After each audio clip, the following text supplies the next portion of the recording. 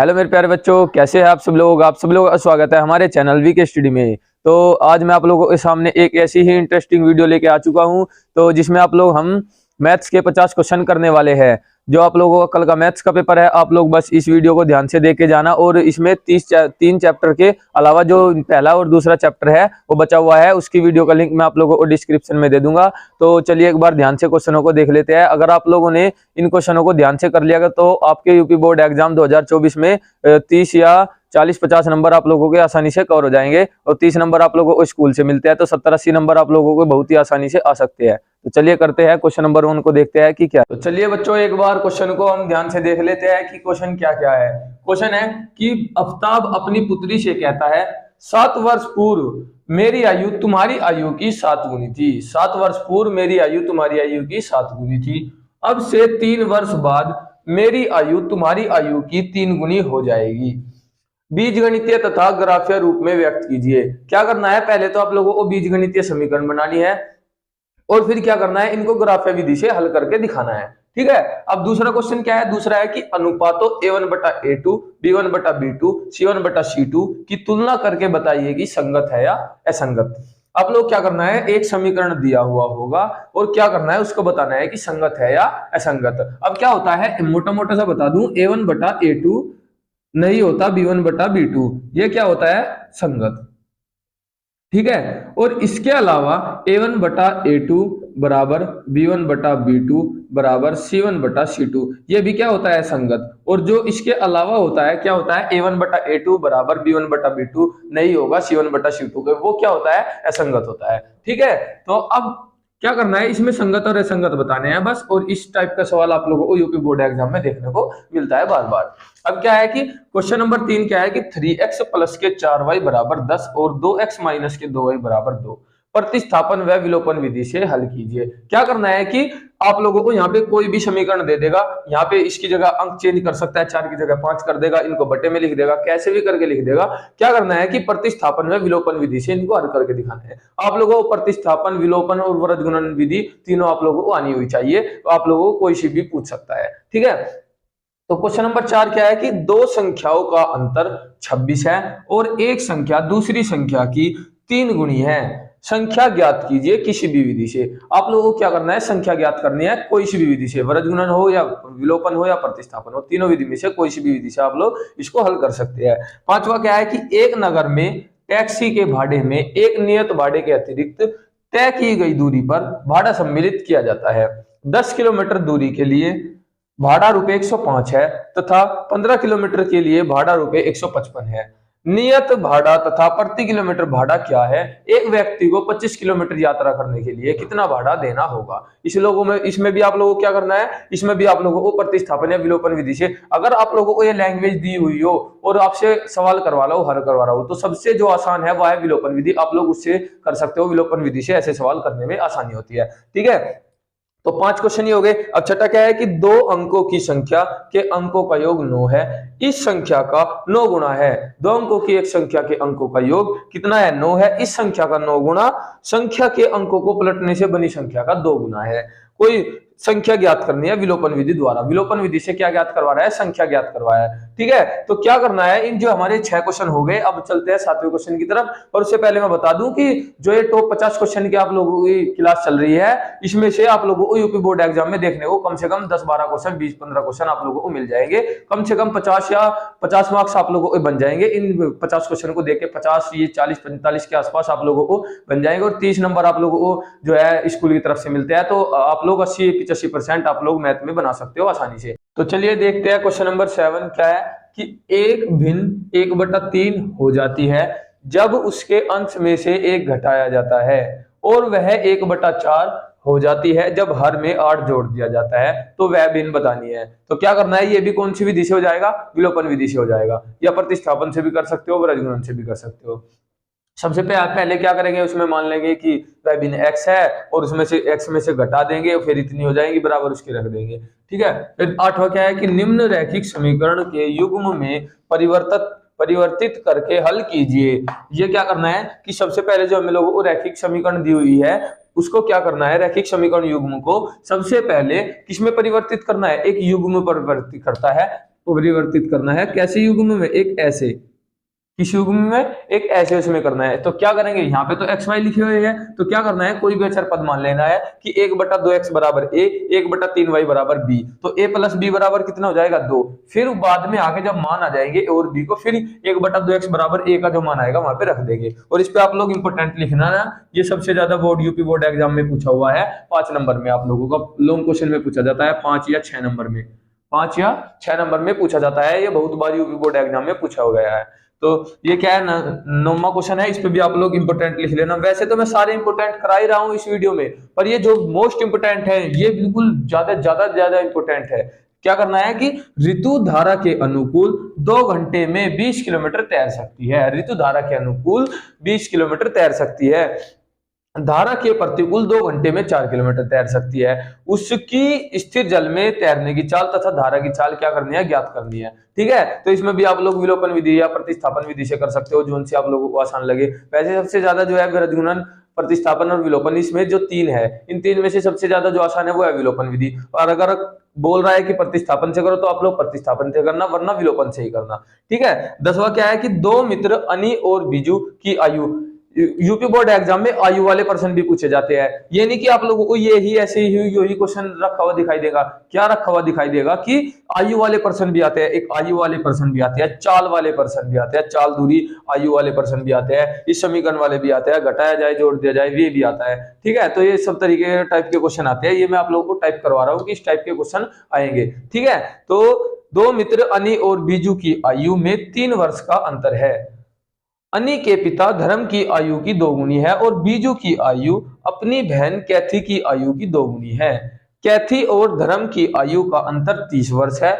अनी तथा बीजू की आयु ज्ञात कीजिए। क्या करना है कि अनी तथा बीजू की आयु ज्ञात करनी है। इसमें आप लोग इसे भी विलोपन विधि से कर सकते हो। सबसे पहले उसकी आयु मान लेंगे x, फिर क्या मान लेंगे, उसकी दूसरे की आयु है जो इसकी अनी की आयु है वो मान लेंगे y, फिर x प्लस y जो भी आएगा ऐसे करके कर लेना है। फिर 11वां क्वेश्चन क्या है कि एक संख्या और उसके व्युत्क्रम का योगफल 4 से 1/4 है, संख्या ज्ञात कीजिए। ये भी आप लोग इस पे भी इंपोर्टेंट, इस पे भी इंपोर्टेंट, ये दो जो है ये इंपोर्टेंट क्वेश्चन है। ये आप लोगों को 2 नंबर या 3 नंबर में आप लोगों को यूपी बोर्ड एग्जाम में बहुत बार पूछे गए हैं। क्या है कि यहाँ पे लोगों को संख्या चेंज करके दे सकता है, 4 से 1/4 की जगह 2/4 या 2 है, इतना भी करके दे सकता है। क्या है कि एक संख्या और उसके व्युत्क्रम का योगफल 4 से 1/4 है, संख्या ज्ञात कीजिए। 4 चौक 16 यानी कि कितना है, 17/4 है। सबसे पहले क्या करना है, मान लेंगे वह संख्या x है और उसका व्युत्क्रम यानी कि 1/x, उसका जो योगफल है कितना है, 4 से 1/4 है। और संख्याएं बतानी है कि संख्याएं कौन कौन सी है, तो आप लोग आसानी से बता दोगे। फिर अगला क्या है कि 2 क्रमागत धनात्मक पूर्णांक ज्ञात कीजिए जिनके वर्गों का योग 365 हो। इस पे वेरी इंपोर्टेंट लगाने हैं, बहुत बार यूपी बोर्ड एग्जाम में आया हुआ है। क्या है कि 2 क्रमागत धनात्मक पूर्णांक ज्ञात करने हैं। 2 क्रमागत का मतलब है कि पहले आपने माना कोई एक संख्या है, माना 1 है, फिर उसके बाद जो क्रमागत आएगा वो क्रम अनुसार आएगा। तो जब 1 है तो 1 के बाद कौन सी संख्या आएगी, 2, फिर उसके बाद क्या आएगी, 3, फिर उसके बाद क्या आएगी, 4। तो सबसे पहले जो संख्या मानेंगे वह मानेंगे हम x, और जो अगली संख्या मानेंगे वह क्या मानेंगे, x+1। क्योंकि लगातार अगर कोई भी संख्या है, क्रम अनुसार अगर कोई भी संख्या है तो उसमें कितना जुड़ता है, 1। जैसे कि 1 पे आ जाओ, मानने की बात है वह संख्या क्या है, 1 है, और उसके बाद कौन सी संख्या आती है, 2, फिर उसके बाद कितनी आती है, तो सब में क्या क्या जुड़ता चला जा रहा है, +1 जुड़ता चला जा रहा है। तो क्या करना है, सबसे पहले मानेंगे वह संख्या x है और जो दूसरी संख्या है वह है x+1। और कह रहा है कि 2 क्रमागत धनात्मक पूर्णांक ज्ञात कीजिए जिनके उनके वर्गों का योग कितना है, 365 है, तो बराबर 365 रख देंगे। ठीक है, तो आप लोगों के 12 क्वेश्चन हो चुके हैं। चलते हैं 13वें क्वेश्चन की तरफ, पर उससे पहले जाने की तरफ मैं आप लोगों को बता दूं, जो आप लोगों के 50 मोस्ट इंपोर्टेंट क्वेश्चन की वीडियो चल रही है, इससे बाहर कुछ नहीं आएगा यूपी बोर्ड एग्जाम में। अगर आता है तो एक आध क्वेश्चन इधर उधर हो जाता है, वो तो किसी को भी नहीं पता कि यूपी बोर्ड एग्जाम में आएगा क्या। पर जो टॉपिक है, जो इसमें से तैयार होता है कि इस चैप्टर में ये टॉपिक है, उस टॉपिक पे क्या करेगा, वो संख्या ही तो चेंज करके दे सकता है, आप लोगों की लैंग्वेज थोड़ी सी चेंज कर देगा, पर जो लॉजिक है वो तो यही रहेगा। जैसे कि एक संख्या और संख्या उसके व्युत्क्रम का योगफल, यहाँ पे वो क्या करेगा, सवाल यही रहेगा, यहाँ पे संख्या बदल के दे देगा, यहाँ पे योगफल की जगह यहाँ पे गुणनफल कर देगा। ठीक है, यहाँ पे 20 किलोमीटर तैर रही है, या क्या कर देगा, यहाँ पे 30 किलोमीटर कर देगा, यहाँ पे 2 की जगह 3 कर देगा, यहाँ पे कुछ संख्या बदल देगा, इसको 3x प्लस के 2y बराबर 6/13 कर देगा, पर आएगा यही। मतलब कि क्या मेरा कहने का ये है कि इधर उधर हो जाता है सवाल, पर कहीं नहीं जाता, आएगा इनमें से ही, क्योंकि गणित से बाहर कोई नहीं आता। ये आके बोल देते हैं कि गणित से पेपर तो गणित से बाहर था, कहीं से भी गणित से पेपर बाहर नहीं आता। उदाहरण में से एक्सरसाइज में थे एनसीईआरटी ऐच्छिक जो होती है उनमें से यूपी बोर्ड एग्जाम पेपर बनाता है, यूपी जो एग्जामिनर होते हैं वे पेपर बनाते हैं। ठीक है, तो इस वीडियो में हम आप लोगों के 80-85 नंबर तो कवर हो ही जाएंगे, 80-85 नंबर। और मैं ये जो मैं ये करवा रहा हूँ इस वीडियो में चल रहे हैं, वे चल रहे हैं चैप्टर नंबर 3 से, जो मोस्ट इंपोर्टेंट क्वेश्चन है जो हर साल यूपी बोर्ड एग्जाम में आए हुए हैं वे चल रहे हैं। पर चैप्टर नंबर 1 और 2 के मैंने पहले ही वीडियो बना चुका हूं इनके ऊपर, वे मैं आप लोगों को, अगर आप लोग चाहते हो कि उनके क्वेश्चन की भी वीडियो मिल जाए तो मैं उनका लिंक आप लोगों को डिस्क्रिप्शन में दे दूंगा। ठीक है, अगर आप लोगों को वीडियो अच्छी लग रही हो तो वीडियो को लाइक भी कर देना। तो चलिए चलते हैं क्वेश्चन नंबर 13। वो देखते हैं क्या है कि गुणनखंड विधि से निम्न द्विघात समीकरण के मूल ज्ञात कीजिए। क्या करना है कि गुणनखंड विधि से क्या करना है, मूल ज्ञात करना है। मूल ज्ञात क्या होता है, मूल मैंने बताया था आप लोगों को जो दूसरे चैप्टर में बोला था कि मूल का मतलब होता है, अगर आप लोगों को शून्यांक, आपने शून्यांक पढ़े होंगे, शून्यांक ज्ञात कीजिए। शून्यांक का मतलब ही मूल होता है। जैसे कि आप लोगों को दिया है 2x² प्लस के x माइनस के 6। मैंने आप लोगों को पिछली वीडियो में जो बताया था वे क्या ज्ञात करना बताया था कि शून्यांक ज्ञात कीजिए। शून्यांक ज्ञात करने का मतलब ही होता है कि मूल ज्ञात कीजिए, यानी कि x का मान ज्ञात कीजिए। तो अगर आप लोग चाहते हो, मैं फिर भी मोटा मोटा बता दूं कि जो ये 6 है इसकी कहां पे गुना होती है, अचर पद के साथ, x² वाले के अचर पद के साथ। 6 की 2 की घात 7 गुना होगी, कितना हो जाएगा 12। और जो ये चिन्ह होता है ये बताएगा कि घटा के या जोड़ के आएगा। तो घटा के कितना आना चाहिए, ये जो इसके आगे लिखा हुआ अचर पद होगा। तो किसी के भी आगे क्या, अगर कुछ नहीं लिख रहा तो उसके आगे क्या लिखा हुआ होता है, 1। यानी कि 12 के ऐसे टुकड़े जिनको घटा के कितना आ जाए, 1 आ जाए। तो 4 तिये 12, 4 माइनस 3 कितना हो जाता है, 1 हो जाता है। ठीक है, तो ऐसे टुकड़े करने। अगर आप लोग चाहते हो कि आप लोग ये गुणनखंड या शून्यांक ज्ञात करने, मूल ज्ञात करने, गुणनखंड ज्ञात करने सीखे तो मैं आप लोगों को लिंक उसको डिस्क्रिप्शन में दे दूंगा, आप लोग वे वीडियो जाकर मेरी देख सकते हो, गुणनखंड या शून्यांक ज्ञात करने या मूल ज्ञात करने।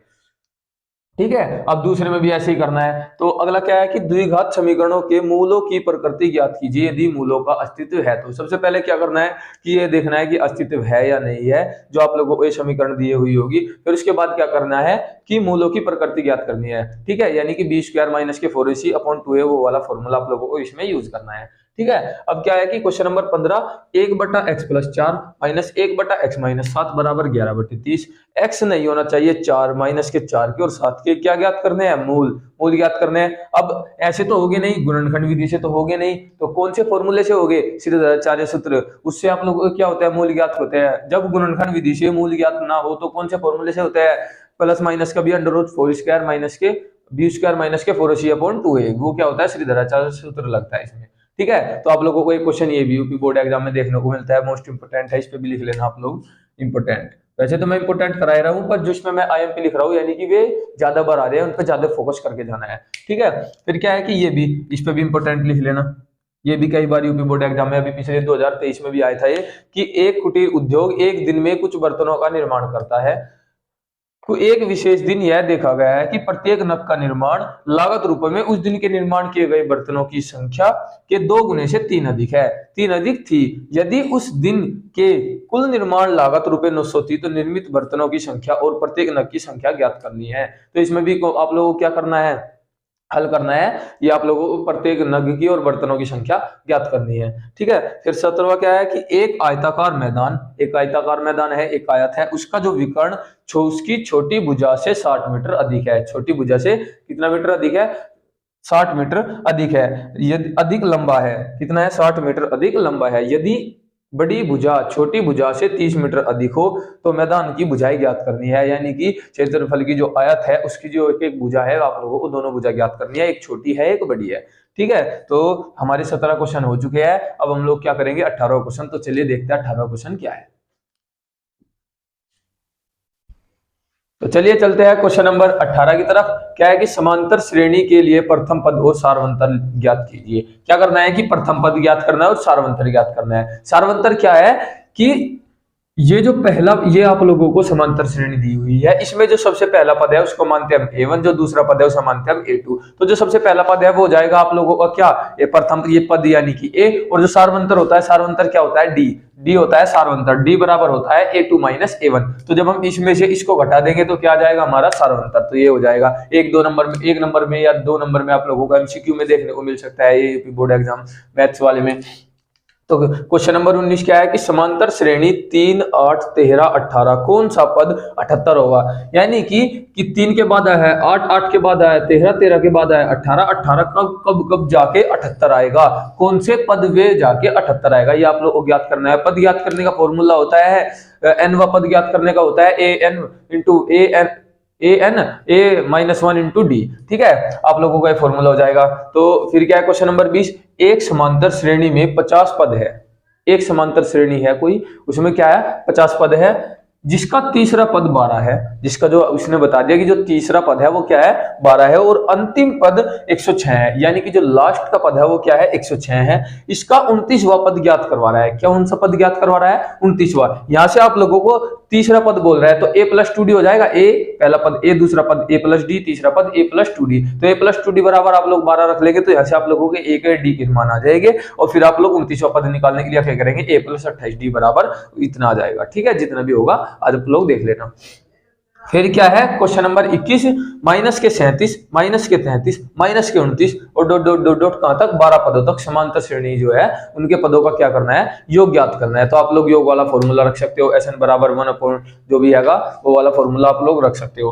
फिर क्या है क्वेश्चन नंबर 22, 7 प्लस 10 सही 1/2 प्लस के 44 plus dot dot dot dot 84 योगफल वो ज्ञात कीजिए। अब इसमें क्या करना है, सबसे पहले तो इनके योगफल ज्ञात करना है, फिर इसमें वो वाला फॉर्मूला लगाना है। सबसे पहले तो a पद ज्ञात करना है क्योंकि ये प्लस प्लस में है, फिर इनको क्या करना है उसमें रखना है SN वाले फॉर्मूले में, तो फिर करना है उसके बाद जो इसका मान आएगा वो आएगा उनका योग। फिर क्या करना है क्वेश्चन नंबर 23, इस पे आप लोग इंपोर्टेंट लिख लेना। क्वेश्चन नंबर 22 पे, क्वेश्चन नंबर 22 पे क्या है आप लोग इंपोर्टेंट लिख लेना। और जो अगला क्वेश्चन है क्वेश्चन नंबर 23, ये पिछले साल यूपी बोर्ड एग्जाम में आया था। पिछले साल जो था यह आया था कि 636 योग प्राप्त करने के लिए समांतर श्रेणी 9, 17, 25 के कितने पद लेने चाहिए। तो पद वाला फॉर्मूला लगना है कि कितने पद लेने चाहिए। इसमें जो सब वो वाला फॉर्मूला लगेगा बड़े वाला जो इस चैप्टर में आएगा। ठीक है, तो क्वेश्चन नंबर 24 क्या है कि ऐसे प्रथम 40 धन पूर्णांकों को योग ज्ञात कीजिए जो 6 से विभाज्य है। प्रथम 40 जो है धन पूर्णांक ज्ञात करने हैं जो 6 से विभाज्य, जो 6 से विभाज्य संख्या जोन सी होती है, जैसे 6,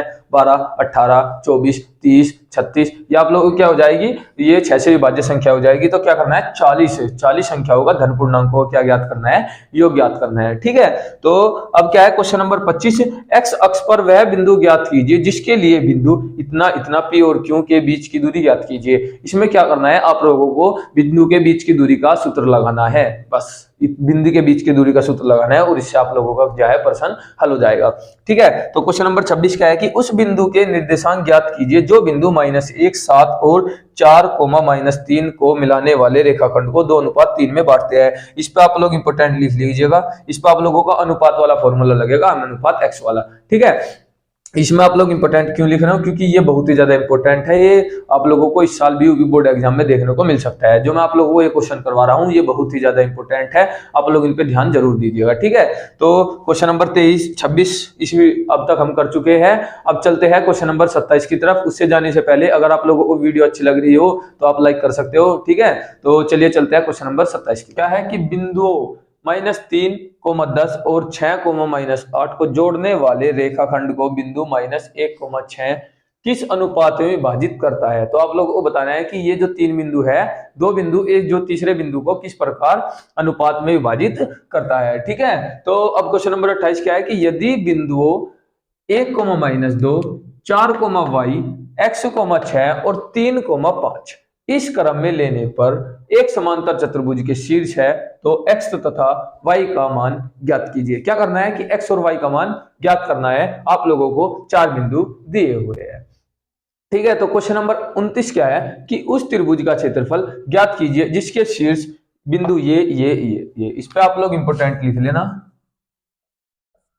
इस पे आप इंपोर्टेंट लिख लेना, ये बहुत ही ज्यादा इंपोर्टेंट है, यूपी बोर्ड एग्जाम में कई बार पूछा हुआ है। ठीक है, तो जो हमारी सीरीज चल रही है, जो हमारी वीडियो चल रही है ये तो 50 क्वेश्चन की, तो इसमें हम लोगों ने 28 क्वेश्चन कर लिए हैं। ठीक है, तो अब हम 29वां कर रहे हैं। 29वां क्या है कि उस त्रिभुज का क्षेत्रफल ज्ञात कीजिए जिसके शीर्ष ये बिंदु ये है। ठीक है, तो 30वां क्या है कि शीर्ष 0, -1, 2, 1 और 0, 3 वाले त्रिभुज की भुजाओं के मध्य बिंदुओं से बनने वाली त्रिभुज का क्षेत्रफल ज्ञात कीजिए। उस क्षेत्रफल का दिए हुए त्रिभुज के क्षेत्रफल के साथ अनुपात ज्ञात कीजिए। सबसे पहले क्या करना है कि जो हम लोगों को त्रिभुज ज्ञात करना है, फिर जो दूसरा त्रिभुज है उसके अनुपातों को क्या करना है, ज्ञात करना है। ठीक है, अब क्वेश्चन नंबर 31 क्या है, ये हम लोग आ गए कौन से चैप्टर में, क्वेश्चन नंबर 10 त्रिकोणमिति में आ गए। चैप्टर नंबर 10 में त्रिकोणमिति के अब सवाल आ गए हैं। त्रिकोणमिति में आप लोगों को बता दूं जो सबसे ज्यादा इंपॉर्टेंट होता है वो होता है फॉर्मूले। अगर आप लोगों को फॉर्मूले अच्छे तरीके से याद है तो आप लोग इस पे जो है आप लोग इसको आसानी से कर सकते हो। चैप्टर नंबर 10 और 11 ये बहुत ही ज्यादा आसान है अगर आप लोगों के फॉर्मूले है।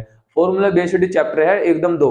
ठीक है, क्या है कि यदि 3 कोट a बराबर 4 हो तो जांचिए कि 1 माइनस टेन ए अपॉन 1 प्लस टेन स्क्वायर ए बराबर कितना होता है। ये होता है, सॉरी यहाँ पे गलती हो गई थोड़ी सी, यहाँ पे कितना है स्क्वायर, तो कितना है 1 माइनस के टेन स्क्वायर ए अपॉन 1 प्लस टेन स्क्वायर ए बराबर कोस स्क्वायर ए माइनस के साइन स्क्वायर ए। ठीक है, ये आप लोगों को सिद्ध करने बताना है कि ये वाला ये बिल्कुल ये पास आएगा। ठीक है, इस पे भी आप लोग इंपोर्टेंट लिख लेना, ये जो आते हैं सिद्ध करने के सवाल आते हैं कौन से में से, चैप्टर नंबर 10 में से सिद्ध करने के ज्यादा सवाल आते हैं। ठीक है, अगला क्या है कि कोस 45 डिग्री बटे सेक 30 डिग्री प्लस कोसेक 30 डिग्री। ये आप लोगों को बहुविकल्प में भी देखने को मिल सकता है 1 नंबर का। ठीक है, वरना अगर आया तो आप लोगों को 2 नंबर का मिलेगा आप लोगों के एग्जाम में। ठीक है, अब क्या है कि क्वेश्चन नंबर 33 क्या है, यदि tan a प्लस बी बराबर √3 और tan a माइनस बी बराबर 1/√3 है तो इसका मान क्या है ज्ञात करना है, tan a और tan b का। ठीक है, क्या है कि क्वेश्चन नंबर 34 दर्शाइए कि tan 48 degree, tan 23 degree, tan 42 degree, tan 67 degree बराबर क्या होता है, 1 होता है। ठीक है, तो आप लोगों को ये करना है। तो हमारे जो कुछ 34 क्वेश्चन हो चुके हैं, हम 50 क्वेश्चन कर रहे हैं। मैंने आप लोगों को 34 क्वेश्चन बता दिए हैं। तो आप लोगों को वीडियो कैसी लग रही है, आप वीडियो को लाइक कर सकते हो। अगर आप लोगों को वीडियो अच्छी लग रही है तो क्या करना है, आप लोगों को जो मैं क्वेश्चन करा रहा हूँ बस उन्हीं को ही करके जाना है। मैं ये नहीं कह रहा कि आप लोग अलग से नहीं, आप अलग से तैयारी करना, पर जो ये क्वेश्चन है इन पे ध्यान दे के जाना। जो ये क्वेश्चन है इन पे क्या है कि ज्यादातर जोर दे के जाना। मैं ये क्वेश्चन करवा रहा हूँ जो हर साल यूपी बोर्ड एग्जाम में देखने को मिलते हैं। ठीक है, वैसे तो आप कहीं से भी इधर उधर, मैं आप लोगों को टाइप बता रहा हूं कि इनसे बाहर नहीं जाएगा। जैसे इस किसी भी चैप्टर में, ये जो चैप्टर है इसमें से त्रिभुज के जो शीर्ष वाले बिंदु है ये सबसे ज्यादा आते हैं। ठीक है, तो आप लोग क्या करोगे, इस क्वेश्चन को निकाल के जाओगे, इसी के टाइप का क्या करना है, एक क्वेश्चन और निकाल के जाना है। जैसे कि ये क्वेश्चन करा, इसी के टाइप का एक सवाल और निकालना है। तो कितने हो गए हमारे, एक सवाल में 2 सवाल पक्के हो गए। ठीक है, तो इस तरीके से हम लोगों को क्या करना है, सारे क्वेश्चन को हल करना है। जैसे ये वाला है, ये वाला है, ये वाला है। अब जैसे ये आ गया 3 कोट a बराबर 4, तो ये आ गया। अगर आप लोगों के फॉर्मूले याद है तो बढ़िया अच्छे तरीके से हो जाएंगे, अगर नहीं याद है तो नहीं हो पाएंगे। ठीक है, आप लोगों को कल का पेपर है तो आप लोग अच्छे से तैयारी करो। जो आप लोग जो है गणित में से आप लोग जो एग्जाम पेपर सिंपल पेपर लाए होंगे, सैंपल पेपर, उसमें से तैयारी करो आप। ठीक है, पर मैं ये बोल रहा हूं कि ये 50 करना, बस आप जो है ये 50 क्वेश्चन बहुत ही ध्यान से करना। मैं आप लोगों को, क्योंकि भाई इतना टाइम बचा नहीं है कि मैं आप लोगों को इनका सोल्यूशन वीडियो भी डाल पाऊं, इतना समय नहीं था हमारे पास कि मैं इनके सोल्यूशन वीडियो बना पाऊं, क्योंकि थोड़ा सा इश्यू हो गया था उस वजह से। मैं आप लोगों के लिए, इसलिए मैं आप लोगों के लिए 50 टॉप क्वेश्चन निकाल के लाया हूं जो हर साल यूपी बोर्ड एग्जाम में आते हैं। ठीक है, तो आप लोग इससे घबराना नहीं कि सोल्यूशन आप लोगों को इनके बुक में मिल जाएंगे, बुक में मिल जाएंगे, सैंपल पेपर में मिल जाएंगे। आप लोगों को कहीं पे भी आप लोगों ने करे होंगे ये सवाल। तो ठीक है, बस इन पे थोड़ा सा ध्यान सा रखना है आप लोग। तो चलिए चलते हैं क्वेश्चन नंबर 35 की तरफ, देखते हैं कि क्वेश्चन नंबर 35 की सिद्ध कीजिए cos a upon 1 plus sine a plus 1 plus sine a बटे कोस ए बराबर 2 सेक ए। क्या ज्ञात करना है कि इसके बराबर ये हम लोगों को सिद्ध करके बताना है। फॉर्मूले मैंने बोला कि चैप्टर नंबर 10 में क्या है, सबसे ज्यादा फॉर्मूले। अगर आप लोगों को फॉर्मूले याद है तो क्या करना है, आप लोगों को बस फॉर्मूले पे ध्यान देना है। ये फॉर्मूले से वाले सवाल हो जाएंगे बराबर 2 सेक ए। ठीक है, अब चलिए क्वेश्चन नंबर 36 की तरफ चलते हैं। क्या है कि 1.5 मीटर लंबा एक लड़का 30 मीटर ऊंचे एक भवन से कुछ दूरी पर है। 1.5 मीटर का कोई एक लड़का है, वो यहाँ से कोई कुछ दूर क्या एक भवन है खड़ा है, यहाँ पे खड़ा है, तो इसके कुछ दूर एक भवन है। जब वह ऊंचे भवन की ओर जाता है, जब वह ऊंचे भवन की ओर चलता है, तब उसकी आंख से भवन के शिखर का, यहाँ से उसके शिखर का जो इंजन कोण है कितने का है, 30 डिग्री से 60 डिग्री हो जाता है। यानी यहाँ पे था 30 डिग्री, यहाँ पे जाकर कितना हो गया 60 डिग्री। यानी यहाँ पे कोई लड़का था, यहाँ पे कोई मीनार थी। क्या था कि यहाँ कोई लड़का था या कोई मीनार थी। यो आदमी का जब ये कोण बन रहा था कितने का था, 30 का। जैसे ही हो गया यहाँ पे कितने का कोण बन गया, 60 का। तो ऐसे बन जाएगा। ठीक है, तो क्या ज्ञात करना है फिर इसका, भवन की और कितनी दूरी तय चलकर गया, यानी क्या ज्ञात करनी है, दूरी ज्ञात करनी है। ठीक है, तो दूरी ज्ञात करनी है हम लोगों को। अब क्या है, अगले पे चलिए, ये इंपॉर्टेंट क्वेश्चन है। IMP लिख लेना इस पे, क्योंकि ये यूपी बोर्ड एग्जाम में पता नहीं कितनी बार पूछा गया है। ठीक है, ये बहुत बार आया है इस टाइप के। चैप्टर नंबर 11 में से है, जो थ्योरी होती है इसमें सबसे ज्यादा यही सवाल आते हैं कि उन्नयन कोण इतना बना, यहाँ से यहाँ तक चल के कितना गया।